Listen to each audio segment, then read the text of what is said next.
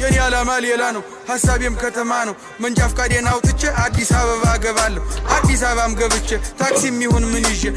ሰራ አደርግና ደሞ ቤቴንም ሰርቼ ልትጠይቅኝ ትመጫለሽ አንዲቷን ቆንጆ አግብቼ እናቴ